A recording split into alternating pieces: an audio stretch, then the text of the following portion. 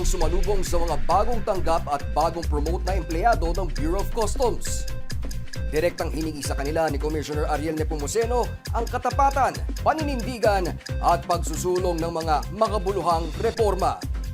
Bahagi pa rin ito ng IM movement ng ahensya na nakatutok sa integridad, accountability at modernisasyon.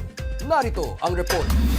Congratulations to our 165 newly hired and newly promoted personnel.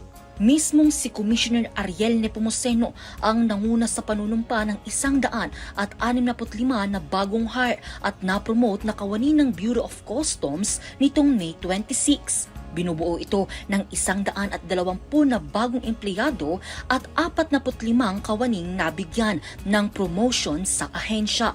Ayon sa Customs, bahagi ito ng patuloy na pagpapalakas sa operational at administratibong kakayahan ng Bureau. Sa kanyang mensahe, ibinida ni Commissioner Nepomuceno ang mga nakamit ng ahensya sa ilalim ng kanyang pamumuno. Mga bagay na gusto pa niyang mahigitan sa tulong ng mga bagong kasangga sa Customs. POC has achieved remarkable record-breaking performances in terms of collection, enforcement, and reforms. So tulungan niyo tayo doon, no? Kayo mga bagong again promoted at bagong kakatalaga lang natin mga kasamahan. Pinaalalahanan din ni Commissioner Nepomuceno ang mga kawani na ang kanilang panunumpa ay hindi para sa sinumang opisyal, kundi para sa bandila at sa bayan. Yung inyong pagkakatalaga bilang bagong empleyado at bilang bagong promoted na tauhan natin, isang malaking hamon yan sa inyo. Isang malaking responsibilidad yan ninyo.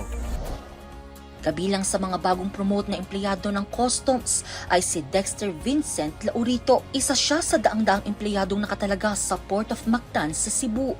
Ayon kay Dexter, nagsimula ang trabaho niya sa Customs bilang isang simpleng data encoder. Nagsimula po ako sa naging code hanggang na naging code po na ko ng mga kailangang lingkod sa office namin, inuutosan, kaya tapos kung anong utos ng hepe ko, ginagawa ko ma'am, yung gaya ng kunin mo yung mga doc doon sa baba, ipareceive mo, ganun po ma'am, hanggang nag-assist po ako ng mga ito po ma'am, yan lang po ma'am, kasi sa hepe po ma'am, yan ang journey ko ma'am.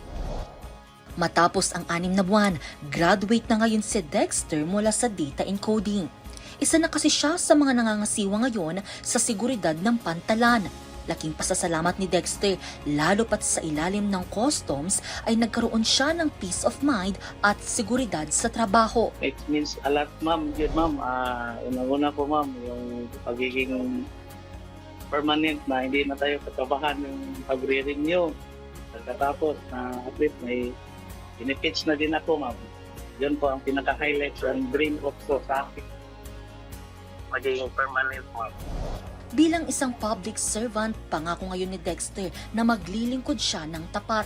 Gagawin din niya ang lahat ng makakaya para sa mga stakeholders ng ahensya. Tutulong din daw siya para tuluyang mabago sa mas maganda ang imahe ng Customs. Bago naman magpaalam, mayroon pang hamon si Commissioner para sa mga bagong empleyado. You have to decide, are you joining me in reforming the Bureau or you're not?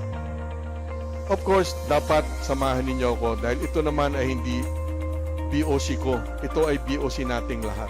Sagot naman dyan ni Dexter. Talagang kasamahan ko kayo at ko, lahat ng sa Bureau ma'am sa tamang gawain mo at proud ko po ma'am na isa po akong Bureau of Customs employee talaga ma'am.